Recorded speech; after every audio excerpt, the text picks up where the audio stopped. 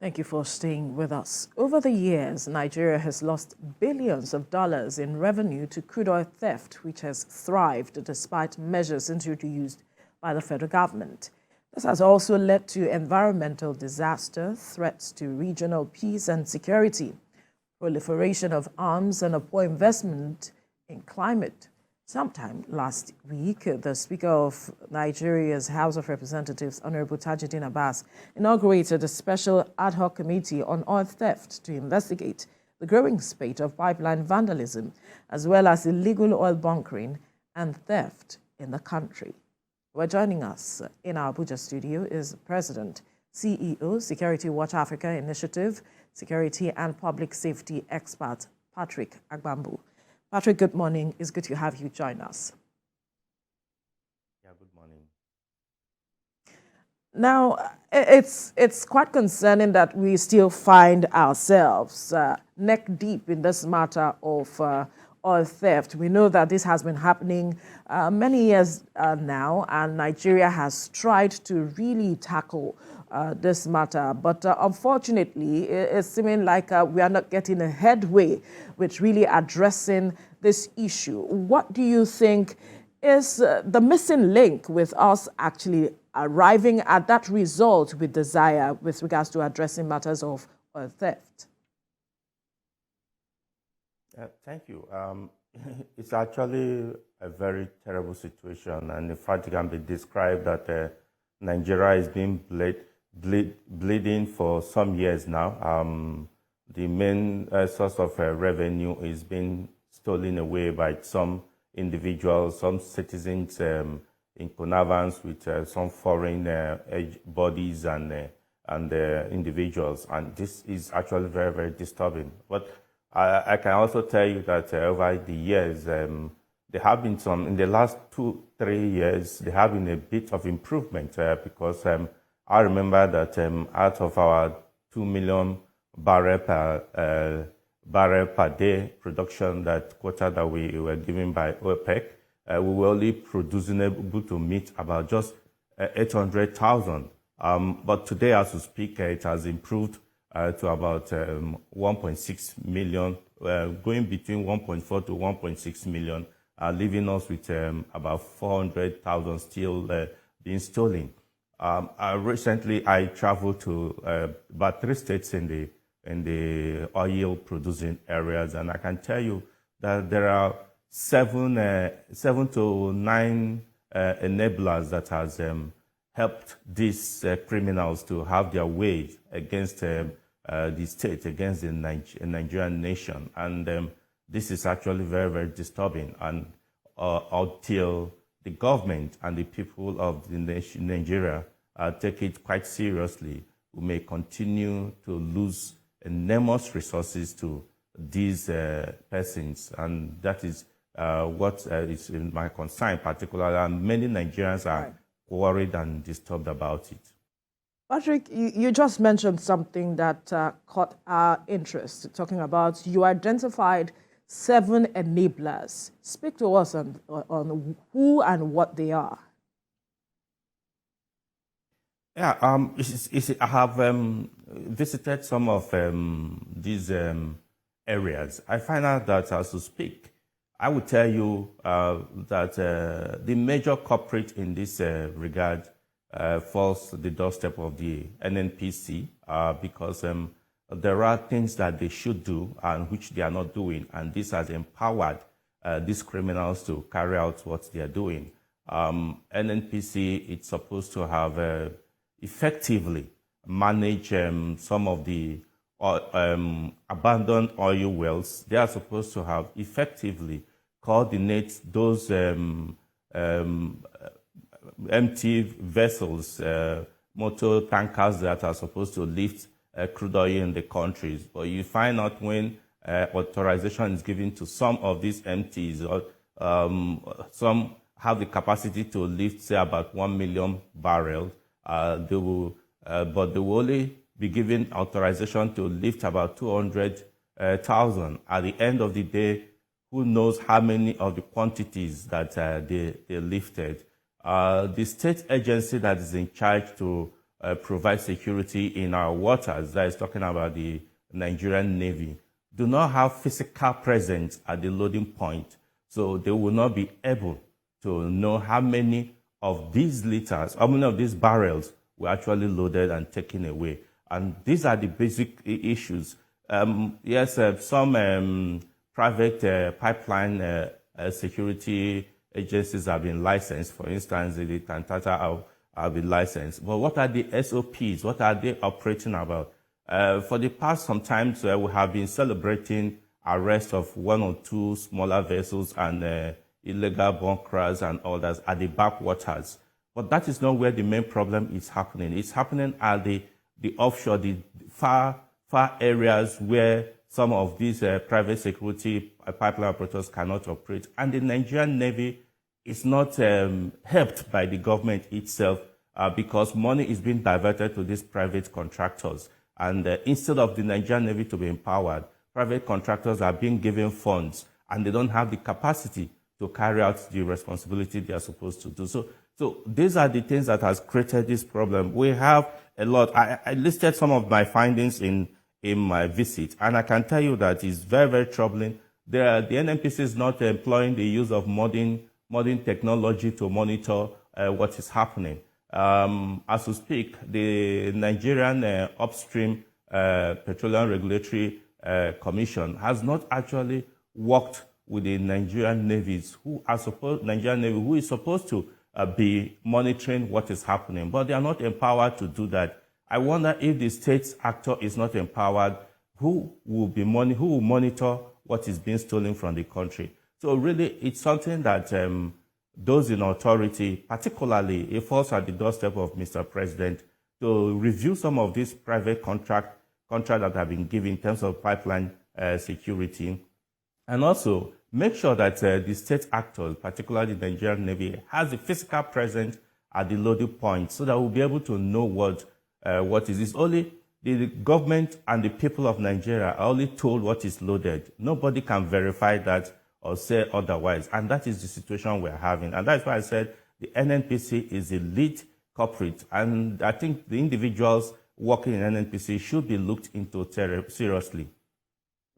All right, Mr. Gbambo, thank you. You've already spoken to the fact that we have private contractors. For instance, the Tantita Security Service, which is owned by Tompolo. The federal government renewed that contract with him in August and is worth 48 billion naira or so annually. But the thing is, they were able to arrest some of the situations in collaboration with the security agencies, the military. But at the same time, we still have some people who are still going ahead, which the Chief of Defense Staff, Christopher Musa, said that communities in that region, they protect those carrying out the oil bunkering, so much so that when they go there to destroy this illegal oil refineries, the people within the community, the individuals within the community, still help them to rebuild these things in no distant time. So if we are trying our best as government, the military is trying its best, but the community sees not to desist from these bad ways, then what else do you think can be done? Okay, in one of my visits last year to this one of the communities where this illegal bunkering and refinery is taking place, I saw what you just explained now when we are going to visit one of the sites, and the communities rally to pass information so that those people are providing some level of protection to those criminals. And later, I had an engagement with one of them to find out what is this. And he's telling me that the oil is in their land, and so it's their right to do what they want to do. I think that is where the problem is coming. There's no whole of society approach in this fight against these communities getting involved in this illicit business. They enable them, they provide all the resources, all the security, all the intels, because even when the security personnel are approaching those places, it's these community persons that go to inform them or communicate through the phones to them that, look, this is happening and all that. And as soon as this is destroyed, they rebuild it again. So there should be a whole of society approach in trying to tackle this. Community must be engaged to ensure that, to know that this is a commonwealth. Yes, it may be in your land, but it's a commonwealth by the virtue of the law of this nation. But what are we talking about? For me, I don't think that those, because it's regarded as the backwaters, the brown water, what we're talking about. But the main issue is at the loading points, these are the ones that are coming into, that these communities are taking. When you quantify, when you calculate the quantity, it may not be significant enough to be able to cause the major problem we're talking about. We're talking about big tankers that are coming to load so many. Let me refresh us back to last year, early last year, at the time of the former Chief of Naval Staff, a big tanker with the capacity to load close to about 1.2 million barrels of crude came empty Idu, and they stole our crude oil and disappeared. But the vigilant Nigerian Navy personnel were able to detect it through the Falcon Eye system facility. Of course, I believe that system must be improved upon, because what we have there cannot cover as much as is expected. And that led to a lot of fights, both the military fights and the political, because the Navy went after this, communicated within the West African, the Gulf of Guinea corridor. And this ship was intercepted far away in Equatorial Guinea because of the link the Nigerian Navy has with other navies in the world. And that ship was escorted back to Nigeria against the wishes of some people, some Nigerians even, lobbying that this ship should be allowed to go. And at the end of the day, these people were sued to court. Yes, agreement, out-of-court settlement arrived to the benefit of Nigeria, because Nigeria was to receive about $5 million and the destruction of crude and a lot of things. Yes, this is a milestone recorded because it's the first one. But we're saying that this must continue. The Nigerian Navy do not have that to prosecute any of these people. They have to pass it to the EFCC and other agencies that can handle it. How well has this been done? So there are a lot of issues, intricate issues that surround this crude oil theft. And until the Nigerian government sits and look at it critically, then we will continue to go around the circle all the time without meeting our quota. This matter of looking at it critically is a conversation that we've been having over the years. And the question of the political will to really address this matter head on has been the issue for a majority of Nigerians when they come to speak about this issue. I recall that sometime last year, the Minister for Mineral Resources was talking about certain persons being interested or backing, those who are into illegal mining.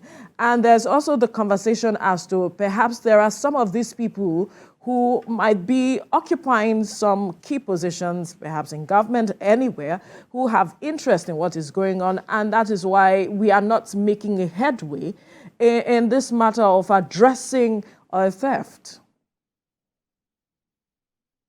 Yeah, that is true. Political will is the main thing that we need. I will tell you, some days or weeks ago, some people who tried to twist the Nigerian Navy came out with a false publication, false allegations, and these are all geared towards ensuring that the Nigerian Navy do not do what they're supposed to do. But I'm happy that the Nigerian Navy has pushed that aside and faced the right thing, and they're resisting these pressures from some people. And I tell you that from my own investigation also, some of these people who are pressurizing the Navy to cool down their temper against oil theft are people in the political landscape, people in leadership are trying to push the Nigerian Navy, particularly the head of the Nigerian Navy, the Chief of Naval Staff, to step down some of his fights against this oil theft. And that is quite disturbing, when those who should protect our Commonwealth are the ones enabling all these things to carry on. Then we'll begin to ask these questions about the sincerity of leadership. I think that the Nigerian Navy, if it's given what it needs to work, and empowerment, and given the political will with this support, the present crop of leadership of the Nigerian Navy, following what happened with the previous leadership of the Nigerian Navy, will do much, much better than Nigerians will be happy with. I remembered when Nigeria was only meeting 800,000 barrels per day. That was quite sad, because the country was actually bleeding. But today we have improved that by another 800,000. And we hope that we can meet our 100% and improve. And that can only be realized if the Nigerian Navy and all those persons who are in charge of monitoring and regulating this sector will do what is right. I will repeat it, that there must be, the Nigerian Navy must be allowed to be physically present at the loading point, because that is where the main crime is being committed. Chasing after a ship when you have suspected that it has crossed the borderland is only trying to treat the symptom. We must look at the causes, and which is not allowing a regulatory but the security agency to monitor what is being loaded. I know that the Nigerian Navy personnel have been trained to work and be there physically present at the loading point, but they are not being allowed to do that. Who are those that are stopping them? Why can't they do what is right? Well, there is an issue. There was an issue of the MT Kali. I don't know whether you've heard about that. That vessel containing 200,000 barrels, which was impounded by Tantita, some time ago. And then we have not had much of investigation into the matter. Those who are the sponsors, the communities that are involved, the security forces, the corporate employees, etc. And one thing that is baffling is that the journey of that MT Kali spanning between Lagos and Bayelsa, that's you can imagine that distance, and its ability to operate undetected by NIMASA, by the NIMASA's Deep Blue project, the Navy's Falcon Eye, etc. Don't you find this deeply concerning that all of these, this is because this is just an example, and all of these have been going on without us being able to say this is what we will do, and then we do it, we get it right, and we have our resources to the benefit of the majority of Nigerian people. Yeah, thank you very much for bringing that up. I'll tell you, also, when I saw that report, I tried to make my findings to find out what really happened in that situation. I can tell you authoritatively that MT Kali is still in the possession of the Nigerian Navy as we speak. And the investigations, preliminary investigations that are going on, from the information I gathered, and this is verifiable. And there were allegations that were spreading. I think Nigerians must be very wary of some of these hands that are trying to create some diversion. That MT Kali incident, it was alleged that the Nigerian Navy personnel were present at the time. That is particularly 11th of January, if I'm not mistaken. But I will tell you from what information I also gathered that the Nigerian Navy personnel were not there. It was 2 days later that they were notified about it, because, like I said, most of these activities, the Navy do not have physicality to be a presence at that point. And it was later on that they got involved, and today is still with them. There are so many other allegations, and we must actually be very, very careful in terms of consuming them the way it comes, because there are big cartels in the industry, both within the system and outside the system, that try to divert attention of Nigerians. There are many, and I can tell you that until the government decides to say, let us empower those who should do it, let us monitor, you must have a way to checks and balances to be able to find out what really is happening with all these ships. There were some, there is an empty pre-sale that a lot of things were said, and these are things that are not true. Empty Toure, a lot of things that came up. But after investigation, it was found out that some of these were just trying to, how will I call it now, trying to create smoke where there is none at all, because they want to divert attention. Those people who brought it up should actually present the evidence against this thing. One of the things we must also know is that there are controls and regulations in issue of a maritime system. One agency, whether government or non-state actor, cannot actually carry out all these arrest and release, like some people talked about that some arrested vessels were released. It's not possible because it goes through a lot of agencies. When a vessel is arrested, it's handed over to a prosecutory agency like EFCC or the police or even the NSCDC that handles to look at it and all those things. So, but we'll find out that some people are working to feed the public with wrong information just to be able to divert attention from what they are doing. That is quite disturbing. And I can tell you, like you said, like you pointed out, MTA Ekali is still in the position of Nigerian Navy and investigation is going on. But why is it taking us such a long time to actually investigate this matter and address it as quickly as possible? Also bring people to account, hold who is necessary to account, so perhaps this could serve as a deterrent. And then why is it also difficult for us to empower those who we know should be empowered, knowing how critical oil is to our economy? Yeah, like I said earlier, I think that is one question we should ask the government, that those who should be empowered must be empowered to do what they are supposed to do, because the Constitution has given them that power to do it. Then on the investigation, you see, this issue of maritime and crude oil is a lot of webs, and it's not what you can just go in and finish investigation immediately, because it takes a lot of processes, and particularly when you were not there when this crime was committed.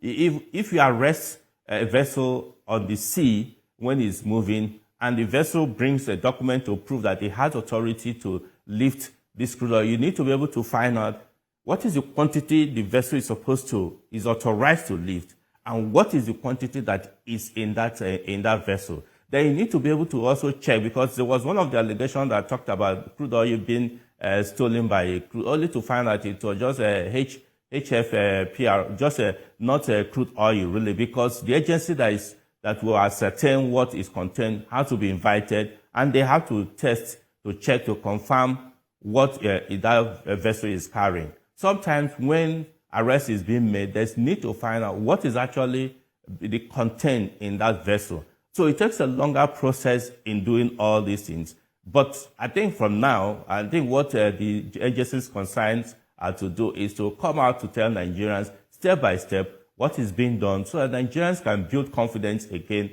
in what they are doing, and tell Nigerians. Then we should reduce this the empowerment that has been given to these private contractors, non-state contractors, because the truth of the matter is that they do not have that capacity to operate in the level where they are paid to handle. I think we should play more in empowering the state actors to do their job. The capacity. How do you mean? Because the government gave them that empowered them with financially, and they were able to, give some intelligence report. And at some point, they even were pointing accusing fingers at the Navy. Yes, I will tell you that I also got in position of some of those accusations that came up from some of these private contractors at the Navy.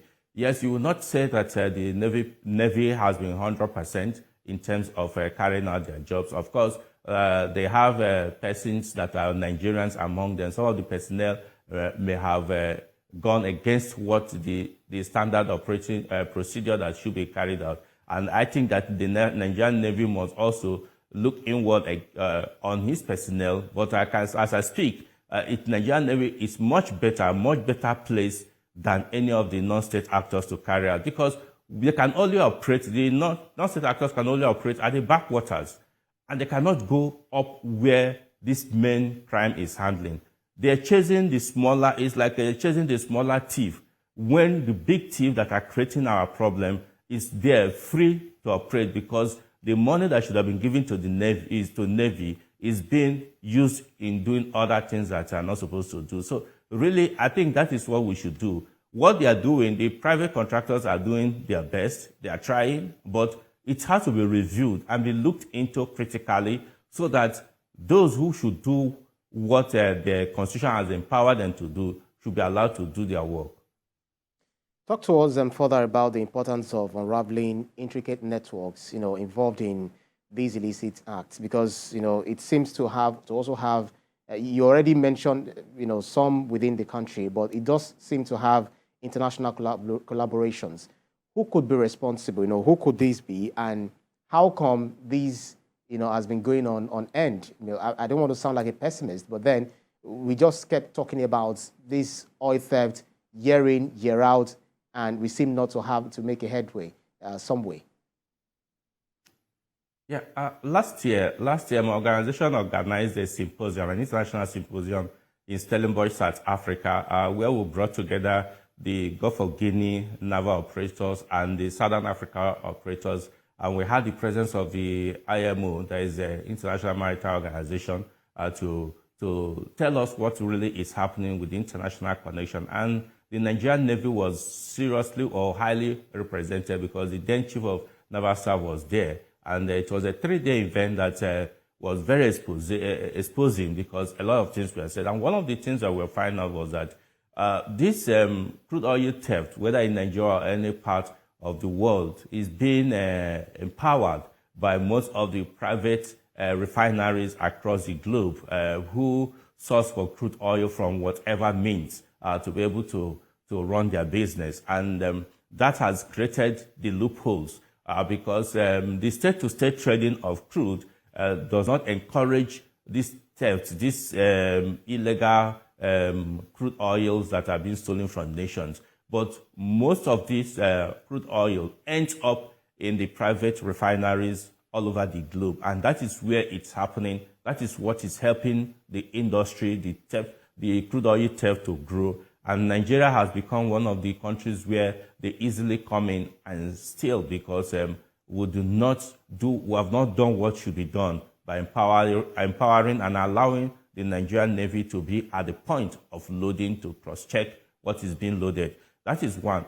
Two, it's because in the past, you find out that the trading, the crude oil, the maritime movement in the Gulf of Guinea was regarded to be very, very terrible because of piracy and a lot of insecurity, and it was even rated to be the worst area after the Indian Ocean. But the Nigerian Navy has led the Gulf of Guinea's navies to be able to make that route very effective. And because when this is happening, when there is insecurity in these waters, it helps illegal activities. And so because those who should monitor what is going on will not have that freedom to do it. So when you have insecurity, then you have criminals operating easily.